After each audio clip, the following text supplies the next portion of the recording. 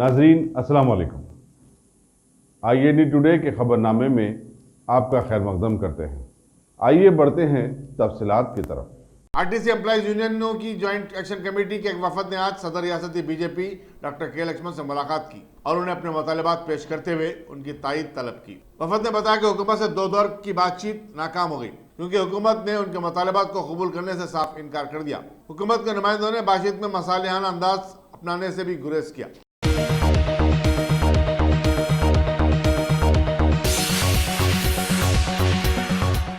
रियासती बीजेपी के सदर डॉक्टर के लक्ष्मण ने आरटीसी को खांगियाने हुकूमत की तजवीज़ की शदीद मुखालिफत की और कहा कि टीआरएस हुकूमत एक फलती फुलती कारपोरेशन को तबाह करने पर तुली हुई है। पार्टी ऑफिस में एक प्रेस कॉन्फ्रेंस से खिताब करते हुए डॉक्टर लक्ष्मण ने याद दिलाया कि यही चंद्रशेखर राव ने जब वो रुकने पार्लियामेंट थे आरटीसी मुलाजिमीन की हड़ताल की तायीद की थी और उस वक्त की हुकूमत पर संगीन इल्जाम आयद किए थे।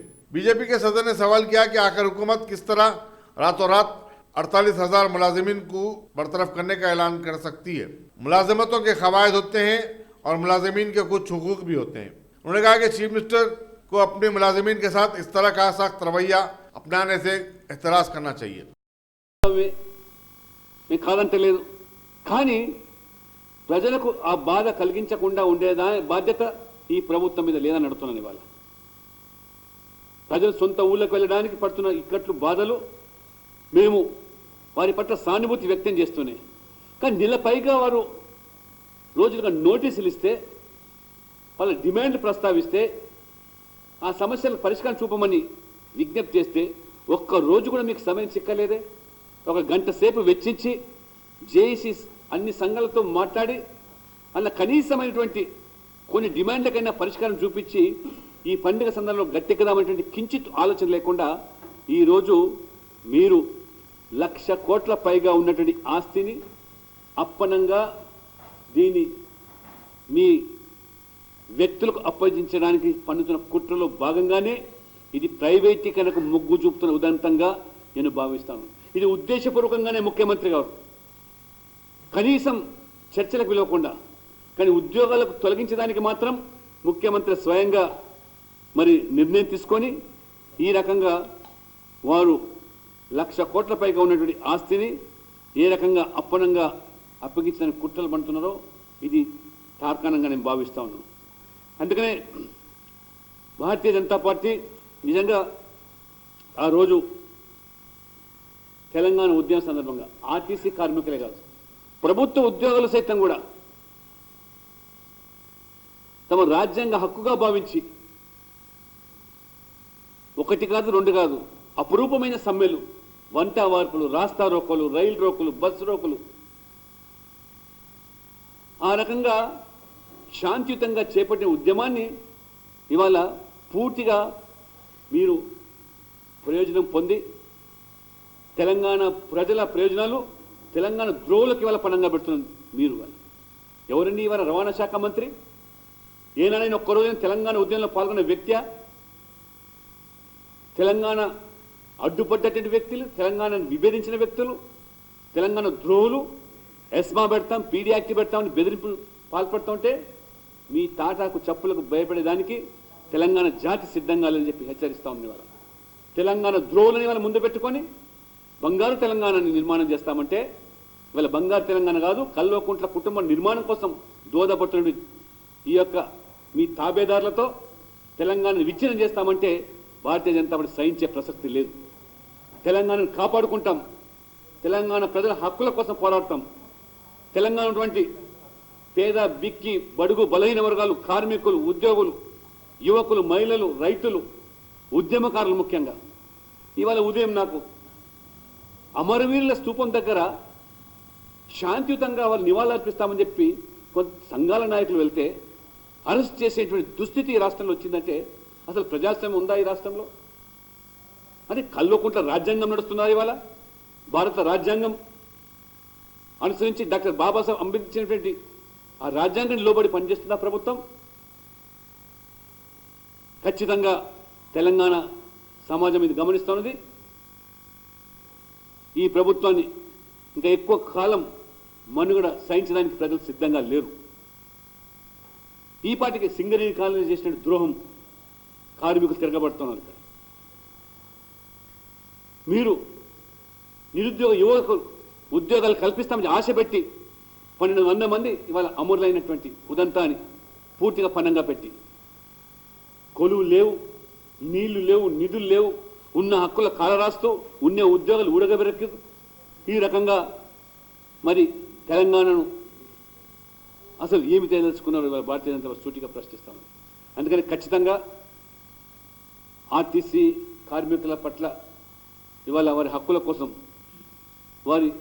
నేను ఇవాళ సూటిగా ముఖ్యమంత్రి ప్రశ్నిస్తాను. మీరు ప్రస్తావించిన అంశాలే ప్రభుత్వ ఉద్యోగులతో వేతనాలు సమానంగా ఇస్తానది వాస్తవమా కాదా? అయితే ఇవాళ ఎందుకు మీరు దాన్ని అమలు చేయలేకపోతున్నారు?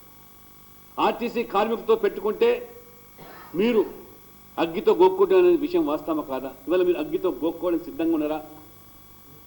మీ చేతులు ఒళ్ళు కాల్చుకోవడానికి సిద్ధంగా ఉన్నారా?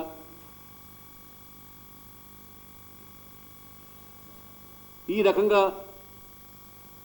ఇది పరాకాష్ట. ఈ ప్రభుత్వ పతనానికి ఇది నాంది కాబోతుందని చెప్పి కూడా నేను హెచ్చరిస్తూ భారతీయ జనతా పార్టీ కార్మికులు నిశ్చితంగా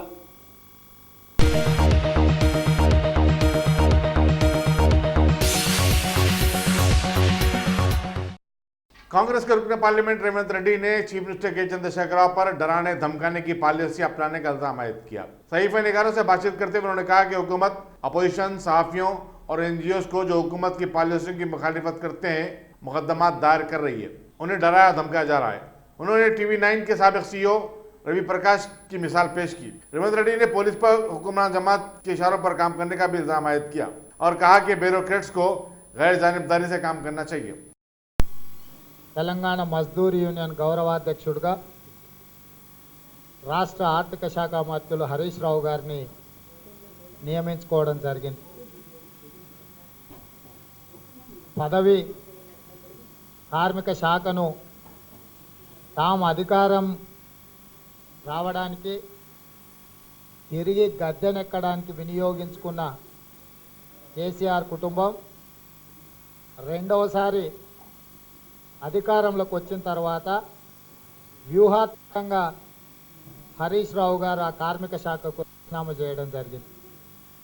ఆ తర్వాత పదే పదే అన్ని కార్మిక సంఘాలు కలిసి జేఏసీని ఏర్పాటు చేసుకొని 50,000 మంది కార్మికులకు రాష్ట్ర ప్రభుత్వం తెలంగాణ ఉద్యమ సందర్భంగా ఆ తర్వాత ప్రభుత్వంలోకి వచ్చిన తర్వాత వివిధ సందర్భాలలో ఇచ్చిన హామీలను కల్పించిన నమ్మకాన్ని అమలు చేయమని చెప్పి పదే పదే రాష్ట్ర ప్రభుత్వం దృష్టికి తీసుకొచ్చిన పరిష్కరించకపోవడంతో 35 రోజుల క్రితం అధికారికంగా ఎన్నిక కాబడిన కార్మిక సంఘం రాష్ట్ర ప్రభుత్వానికి సమ్మె నోటీసుని ఇవ్వడం జరిగింది.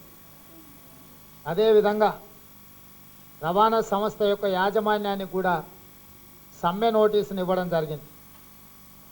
కార్మిక సంఘం నియమ నిబంధనల ప్రకారం గుర్తింపు పొందిన సంఘం సమస్యల పరిష్కారం కోసం యాజమాన్యంతో రాష్ట్ర ప్రభుత్వంతో చర్చలు జరిపి చర్చల ద్వారా సమస్యకు పరిష్కారాన్ని చూపించి సంస్థ యొక్క బాగోగులు కార్మికుల యొక్క జీవితాలను మెరుగుపరచడానికి ప్రయత్నం చేయడానికి చట్టాలలోనే వెసులుబాటు ఉన్నది. చట్టంలో ఉన్న వెసులుబాటును వినియోగించుకొని సమస్యల్ని రాష్ట్ర ప్రభుత్వం దృష్టికి ఆర్టీసీ యాజమాన్యం దృష్టికి తీసుకొచ్చి వీటికి పరిష్కారం చూపకపోతే తప్పని పరిస్థితుల్లో మేము సమ్మె బాట పట్టాల్సి వస్తుందని చెప్పి అధికారికంగా నోటీసు ఇవ్వడం జరిగింది.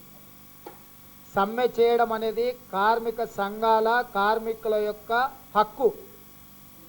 ఈ హక్కును కేసీఆర్ కాదు, ఈ దేశ ప్రధానమంత్రి నరేంద్ర మోడీ గారు కూడా కాదనలేరు. ప్రధానమంత్రి అయినా ముఖ్యమంత్రి అయినా మంత్రి అయినా చట్ట పరిధిలో రాజ్యాంగ పరిధిలో నియమ నిబంధనలకు లోబడి మాత్రమే పనిచేయాలి. కార్మిక సంఘాలకు వాళ్ళ ఎన్నిక కాబడ్డప్పుడే ఎన్నికైన సంఘాలకు ప్రభుత్వంతో చర్చల ద్వారా సమస్యలను పరిష్కరించుకోవడానికి అవకాశం కల్పించడమే కాకుండా సరైన సమ్మె నోటీస్ ఇచ్చే సమ్మెకి వెళ్ళడానికి కూడా అందులోనే వాళ్ళకి అధికారాన్ని పొందుపరచడం జరిగింది. వాళ్ళకి ఇచ్చిన అవకాశాన్ని వినియోగించుకొని కార్మిక సంఘాల నాయకులు రాష్ట్ర ప్రభుత్వంతో ఆర్టీసీ యాజమాన్యంతో పదే పదే చర్చల ద్వారా పరిష్కరించుకుందాం అనుకుంటే యాజమాన్యము పరిష్కరించలేదు. ప్రభుత్వ పెద్దలు వాళ్ళతో చర్చకు ముందుకు రాలేదు. రాష్ట్ర ప్రభుత్వం ఈరోజు అంటున్నది సమ్మె చేయడం తప్పు, మీరు బ్లాక్మెయిల్ చేస్తారా, లేకపోతే కుక్కను తోక ఊపుతుందా, తోకను కుక్క ఊపుతుందా అని చెప్పి ఈ మధ్యకాలంలో మాట్లాడారు. ఈ సందర్భంగా చంద్రశేఖరరావు గారికి వారు గతంలో మాట్లాడిన మాటనే నేను గుర్తు చేయదలుచుకున్నా. తెలంగాణ రాష్ట్రం వస్తే కాపలా కుక్కలాగా ఉంటారని మీరే అన్నారు. కాబట్టి మీరు కుక్క అన్న సంగతి మీరు ముందుగానే ఒప్పుకున్నారు. విశ్వాసంగా ఉండాల్సిన తెలంగాణ ప్రజలకు కాపలా కాయాల్సిన కుక్క పెట్టుబడిదారులకు అనుకూలంగా వ్యవహరిస్తున్నదనే ఈరోజు కార్మిక సంఘాల యొక్క ఆరోపణ. కాబట్టి ఇక్కడ కార్మికులను, ప్రభుత్వ ఉద్యోగస్తులను, కుక్కతోకలను, లేకపోతే కుక్కలను అవమానించే విధంగా, వాళ్ళ ఆత్మగౌరవం దెబ్బతినే విధంగా, వాళ్ళ సమస్యలను పరిష్కరించకుండా, వాళ్ళతోని కనీసం చర్చలు చేయకుండా, చివరికి సమ్మె మొదలైన తర్వాత చర్చకు పంపించింది తెలంగాణ ద్రోహి, తెలంగాణ వ్యతిరేకి, తెలంగాణ ఉద్యమాన్ని కించపరిచి మాట్లాడిన పువ్వాడ అజయ్ను పంపించడం ద్వారా తెలంగాణ ప్రజల యొక్క, ఆర్టీసీ కార్మికుల యొక్క ఆత్మగౌరవాన్ని కించపరిచే విధంగా పువ్వాడ అజయ్తో మాట్లాడించి ఈరోజు కార్మికులను అందరినీ కూడా సమ్మె బాటను పంపించింది. సమ్మెకు పురిగొల్పింది రాష్ట్ర ప్రభుత్వమే అని చెప్పి ఈ సందర్భంగా నేను స్పష్టంగా చెప్పదలుచుకున్నా. దీని వెనకాల ఒక మెగా ప్రణాళిక ఉన్నది. ఈరోజు 50,000 మంది కార్మికులు సమ్మె బాట పట్టడానికి వాళ్ళని పురిగొలిపి తప్పని పరిస్థితి కల్పించి వాళ్ళ ఆత్మగౌరవాన్ని దెబ్బతీసి దసరా పండుగ నాడు కుటుంబ సభ్యులతో దసరా పండుగ చేసుకోవాల్సి బతుకమ్మ ఆడాల్సిన ఆర్టీసీ కార్మిక కుటుంబాలందరినీ కూడా రోడ్డు మీదకి తీసుకొచ్చి సమ్మె వైపు నడిపించడానికి పరోక్షంగా వ్యూహాత్మకంగా రాష్ట్ర ప్రభుత్వం ఒక నిర్దిష్టమైన మెగా ప్రణాళికతోని ముందుకొచ్చిందన్న సంగతిని తెలంగాణ సమాజం గుర్తించాలి. ఇవాళ ప్రధానంగా ఆర్టీసీ నష్టాల ఊబిలో ఉన్నది. నష్టాల ఊబిలో నుంచి బయటికి తీసుకురావాలంటే మేము కఠినమైన చర్యలు తీసుకోవాలి. సమ్మె రోజు సాయంత్రానికి 1,200 మంది కార్మికులు మాత్రమే సమ్మె చేయకుండా ఉద్యోగాలకు హాజరైంది కాబట్టి 1,200 మంది మాత్రమే ఆర్టీసీ కార్మికులు, దాదాపుగా మిగతా 50,000 మందిని ఉద్యోగాల నుంచి తొలగించినాము. తొందరలోనే 50% ప్రైవేటీకరణ చేస్తాం, మిగతా 50%కి అవసరమైన ఉద్యోగ నియామకాలు చేస్తామని ముఖ్యమంత్రి గారు ప్రకటించడం జరిగింది. ఇది ఈరోజు ఆలోచన కాదు, చాలా సంవత్సరాల నుంచి ప్రణాళికబద్ధంగా రోడ్డు రవాణా సంస్థను మొత్తం నిర్వీర్యం చేయడం ద్వారా వేల కోట్ల రూపాయల ఆస్తులను ప్రైవేటీకరణ చేయడం ద్వారా కార్మికులను రెచ్చగొట్టి సమ్మెకు పంపించి ఉద్యోగాలు తొలగించి ప్రైవేటీకరణకు చేయడానికి వ్యూహాత్మకంగా ఒక ఎత్తుగడగా గోల్డ్ స్టోన్ అనే కంపెనీ ఎలక్ట్రిక్ బస్సుల తయారీని, విదేశాల నుంచి ఎలక్ట్రిక్ బస్సులను చైనా నుంచి ఈ రాష్ట్రానికి తీసుకొచ్చి రాష్ట్ర ప్రభుత్వంతో ఒప్పందాలు చేసుకొని ఎలక్ట్రిక్ బస్సుల ద్వారా ప్రైవేటీకరణ చేయడానికి ఇది ఎప్పుడో 4 సంవత్సరాల క్రితమే పునాదులు పడ్డాయి. ఇందులో భాగంగానే ఈరోజు రాష్ట్ర ప్రభుత్వం కల్వకుంట్ల చంద్రశేఖరరావు గారు స్పష్టంగా నష్టాల ఊబిలోకి ఆర్టీసీని నెట్టింది కేసీఆరే. నష్టాలకు కేసీఆర్ చెబుతున్న అంశాలు కారణం కాదు, రాష్ట్ర ప్రభుత్వం యొక్క నిర్ణయాలు కారణం అని చెప్పి నిర్దిష్టమైన ఆరోపణ నేను చేస్తున్న ఈరోజు రాష్ట్ర ప్రభుత్వం మీద.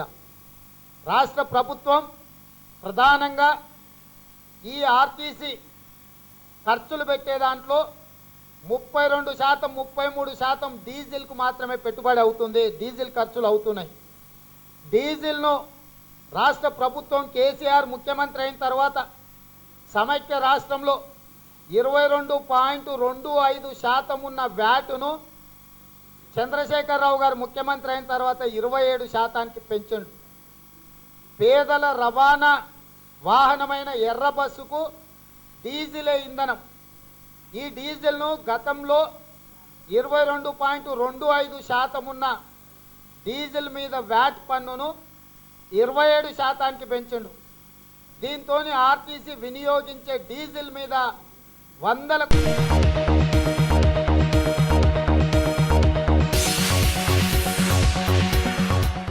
तेलंगाना पुलिस कैब सर्विस इस्तेमाल करने वालों खासकर खवातीन के सफर को आरामदेह और पुरसुकून बनाने के लिए कैब को पेट्रोलिंग व्हीकल से मरबूत किया है और सफर के दौरान मुसाफिरीन को जब भी जरूरत महसूस हो पेट्रोलिंग व्हीकल मिनटों में उनके पास पहुंच जाएगी।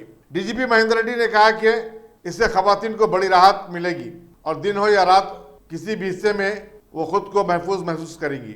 लेकिन ऐसा करने के लिए उन्हें अपने फोन में हाक आई ऐप डाउनलोड करना होगा। उन्होंने कहा कि अब तक 22 लाख अफराद ये ऐप डाउनलोड कर चुके हैं। విధంగా అన్ని రకాల యాప్స్తో మనం అనుసంధానం చేసి మహిళలు ఈవెన్ అట్ ఆడ్ అవర్స్ క్యాబ్స్లో ప్రయాణం చేస్తున్నట్లయితే ఎప్పుడైనా ఏదైనా ఎమర్జెన్సీ వస్తే క్యాబ్ సర్వీసెస్ ప్రొవైడ్ చేసేటటువంటి యాప్లో మనం ఎమర్జెన్సీ బటన్ ప్రెస్ చేసినప్పుడు ఈ క్యాబ్ సర్వీసెస్కి సంబంధించిన వాళ్ళ కంట్రోల్ రూమ్లోకి వెళ్ళడమే కాకుండా ఈరోజు పోలీస్ కమాండ్ సెంటర్కి అదేవిధంగా ఆ జ్యూరిస్డిక్షన్లో ఉన్నటువంటి నియరెస్ట్ ట్రాఫిక్ మన పెట్రోల్ మొబైల్స్కి బ్లూ కోడ్స్కి అదేవిధంగా jurisdictional SHO divisional ACP zonal DCP వీరందరికీ కూడా సైమల్టేనియస్గా నోటిఫికేషన్స్ పంపించడం జరుగుతుంది. అంటే ఇంతకుముందు మనకి హాకై ఏదైతే ప్రొవిజన్ ఉందో హాకైలో ఉన్న ప్రొవిజన్ ఇప్పుడు హాకై డౌన్లోడ్ చేసుకుని వాళ్ళకు కూడా క్యాబ్లో ప్రయాణం చేసేటప్పుడు వాళ్ళు తప్పనిసరిగా వాళ్ళ దగ్గర ఆ క్యాబ్ సర్వీసెస్ రిలేటెడ్ యాప్ వాళ్ళ ఫోన్లో డౌన్లోడ్ అయి ఉంటుంది కాబట్టి ఆ యాప్లో ఉన్నటువంటి ఎమర్జెన్సీ బటన్ని ప్రెస్ చేయడం ద్వారా వాళ్ళు పోలీస్ సర్వీసెస్ని త్వరితగతిన వెంటనే ఒక ఎమర్జెన్సీ రెస్పాన్స్ రూపంలో పొందడం జరుగుతుంది. ఆ బటన్ ప్రెస్ చేయగానే క్యాబ్ సర్వీస్లో ఉన్నటువంటి యాప్ ద్వారా హాకై కనెక్ట్ అయ్యి హాకై ద్వారా ఈ జ్యూరిస్డిక్షనల్ పోలీస్ అధికారులందరికీ పెట్రోల్ కార్స్కి మొబైల్స్కి తర్వాత కంట్రోల్ రూమ్కి తర్వాత వాళ్ళ kith and కిన్ near and dear రిలేటివ్స్కి మన హాకైలో రిజిస్టర్ చేసినటువంటి రిలేషన్స్కి అందరికీ కూడా నోటిఫికేషన్ వెళ్తుంది.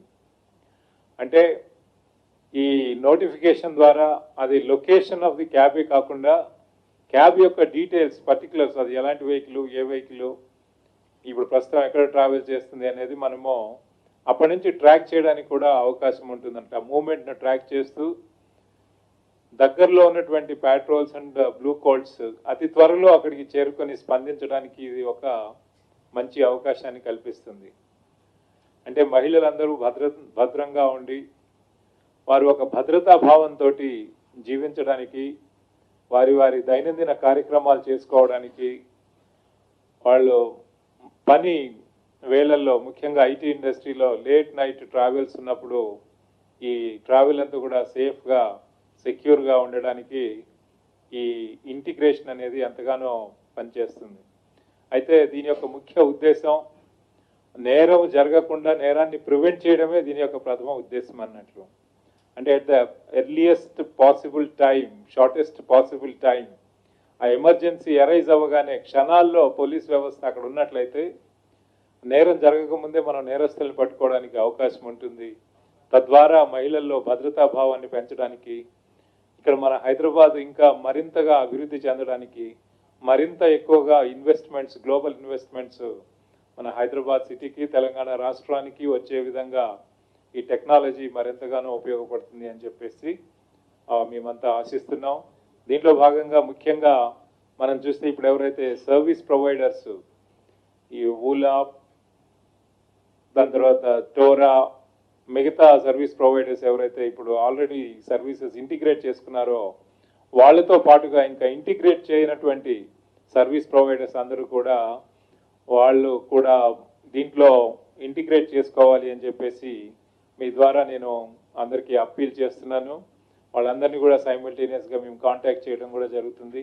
వాళ్ళందరినీ కూడా త్వరలోనే ఈ ప్లాట్ఫామ్ మీదకి తీసుకొచ్చి మనం travel made completely safe in Hyderabad city and anywhere in Telangana అనేటటువంటి నానుడితోటి మనం ముందుకు వెళ్ళడం జరుగుతుంది.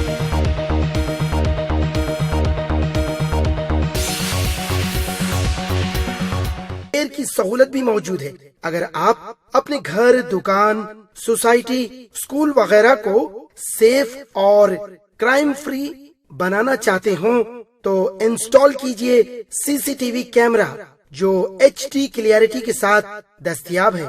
गुज़िश्ता 10 साल से मुल्क भर में अपनी इन तमाम खिदमात को जारी रखते हुए आपके एतमाद को बरकरार रखने वाला नाम top selection computers, Vijayanagar colony beside Riyan hotel Hyderabad.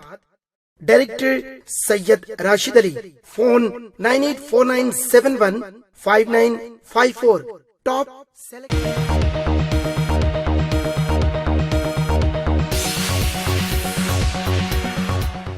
Saroornagar police ने बदकम्मा फेस्टिवल मनाने वाली खवातीन को हिरासत करने के इल्जाम में हाईकोर्ट के एक वकील के खिलाफ मुकदमा दर्ज किया है। बताया जाता है कि इस वकील ने सूती आलूदगी की शिकायत करते हुए 100 नंबर को डायल किया और कहा कि उसके घर के सामने बदकम्मा रस करने से उसे खलल हो रहा है। जब पुलिस की पेट्रोलिंग वाहन वहां पहुंची तो उस वक्त खवातीन से वो उलझ चुका था और झगड़ा कर रहा था। वकील की शिकायत पर और खवातीन की शिकायत पर दोनों के खिलाफ मुकदमा दर्ज किए गए।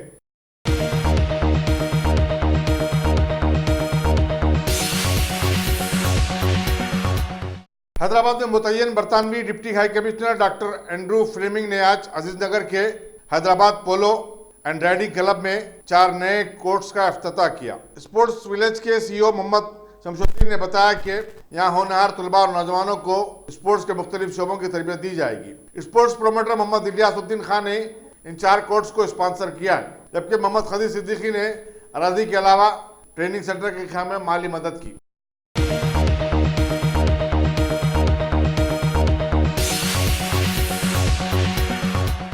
सुप्रीम कोर्ट की खुसूसी बेंच ने महाराष्ट्र हुकूमत को हिदायत दी कि वो आर्य कॉलोनी में मजीद दरख्तों की कटाई के काम को रोक दे।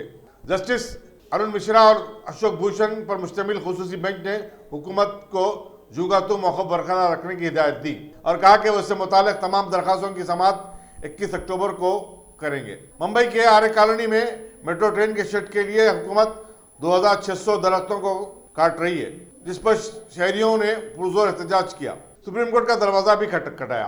सॉलिसिटर जनरल तुषार मेहता ने अदालत को यकीन दिलाया कि आर्य कॉलोनी में मजीद दरख्त नहीं काटे जाएंगे। कोर्ट ने गिरफ्तार शुदा एहतजाजियों को रिहा करने का भी हुक्म दिया। यहाँ बताना जरूरी होगा कि पुलिस ने आर्य कॉलोनी में दफा 144 नाफिज करते हुए NGOs को एहतजाज करने से बाज रखा था और 84 एहतजाजियों को गिरफ्तार किया। इनके मुजम्मला 29 को एक मुकामी अदालत में पेश करते हुए रिमांड को भिजवा दिया। कांग्रेस और शिवसेना के बशमूल मुख्तलिफ सियासी जमातों ने आर्य कॉलोनी में दरख्तों की कटाई की मजम्मत की। Supreme Court, moved by these young law students, has seen fit to record the Solicitor General's statement that there will be no further cutting of trees in the RA forest.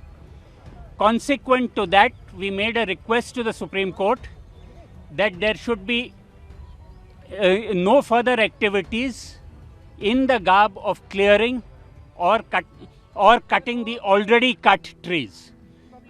The Supreme Court has therefore been kind enough to say, to record the Solicitor General statement that there will be no further cutting and that status quo will be maintained until the next hearing of the case on the 21st of October. We are very grateful to the Supreme Court for its intervention. Solicitor General साहब का बयान record पे ले लिया है कि जो पेड़ काटने थे अब तक कट गए हैं और आगे और कोई पेड़ नहीं काटा जाएगा।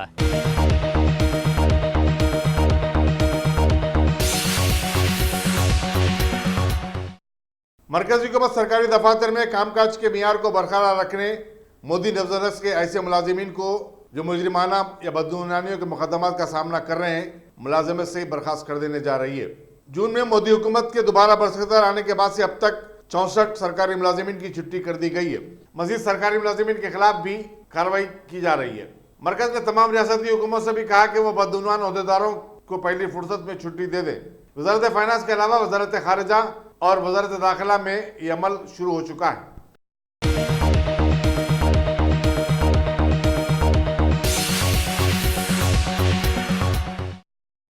Top selection computers. अगर आप टेक्नोलॉजी के दौर में रहते हुए टेक्नोलॉजी से दूर हैं तो सोचिए मत, आइए एक बार खिदमत का मौका दीजिए। हमारे यहाँ branded computers Dell, HP, Lenovo, laptop accessories उम्दा क्वालिटी निहायती वाजबी दाम पर दस्तयाब है। स्कूल, कॉलेज, कॉर्पोरेट, ऑफिस वगैरह में बल्क क्वांटिटी में सप्लाई की जाती है। इसके साथ साथ हमारे यहाँ माहिर टेक्नीशियंस की निगरानी में रिपेयर की सहूलत भी मौजूद है। अगर आप अपने घर, दुकान, सोसाइटी, स्कूल वगैरह को सेफ और क्राइम फ्री बनाना चाहते हो तो इंस्टॉल कीजिए CCTV कैमरा जो HD क्लियरिटी के साथ दस्तयाब है। गुज़िश्ता 10 साल से मुल्क भर में अपनी इन तमाम खिदमात को जारी रखते हुए आपके एतमाद को बरकरार रखने वाला नाम top selection computers, Vijayanagar colony beside Riyan hotel, Hyderabad. Director Syed Rashid Ali. Phone 9849715954। Top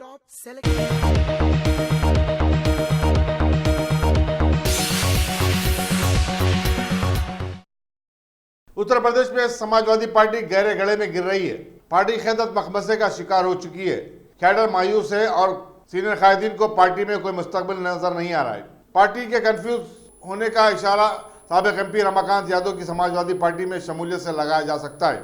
वो मुजरिमाना रिकॉर्ड के हामिल हैं। पार्टी सदर अखिलेश यादव, जिन्होंने 2012 में एक और मुजरिम DP यादव और 2016 में मुख्तार अंसारी को पार्टी में दाखिला नहीं दिया था, अब रमाकांत यादव का खैर मकदम कर रहे हैं। समाजवादी पार्टी में अखिलेश यादव के चीचा शिवपाल यादव के जमाने से ही खलफशार और इंतशार पाया जाता है। पार्टी कारकुन और सीनियर कायदीन पार्टी छोड़ते चले जा रहे हैं और अखिलेश यादव को इसके लिए जिम्मेदार ठहरा रहे हैं। अंबिका चौधरी हो या नीरज शेखर या फिर नरेश अग्रवाल, ये सब अखिलेश से नाखुश थे। अखिलेश यादव गलती पर गलती कर रहे हैं। मायावती से इत्तेहाद करके उन्होंने 5 गलती की थी। राष्ट्रीय लोकदल के साथ समाजवादी पार्टी के ताल्लुकात अब खराब होते जा रहे हैं। उनकी पार्टी में गैर OBC के लिए कोई जगह नहीं है। वो सिर्फ अपने तबके के लोगों पर हद से ज्यादा इत्तेमाद करते हैं। कई ठाकुर भी पार्टी छोड़ चुके हैं। बीजेपी ने समाजवादी पार्टी को अपोजिशन का किरदार अदा करने के कई मौके दिए, लेकिन समाजवादी पार्टी ऐसे किसी भी मौके से इस्तेफादा करने से नाकाम रही।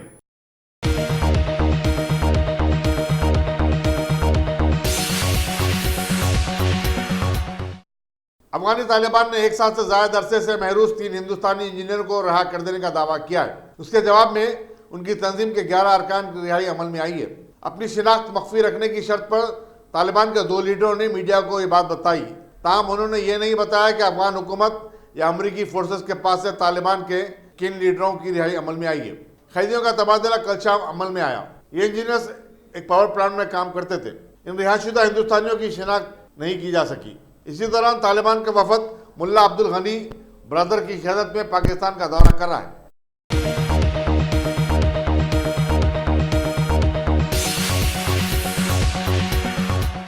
अगर आपने हमारे चैनल को सब्सक्राइब नहीं किया है तो आपको यहाँ सब्सक्राइब बटन दिख रहा है, उसे क्लिक करिए और सब्सक्राइब कीजिए और साथ ही साथ बेल आइकॉन को भी क्लिक करिएगा जिससे कि आपको ताज़ा अपडेट मिलते रहें।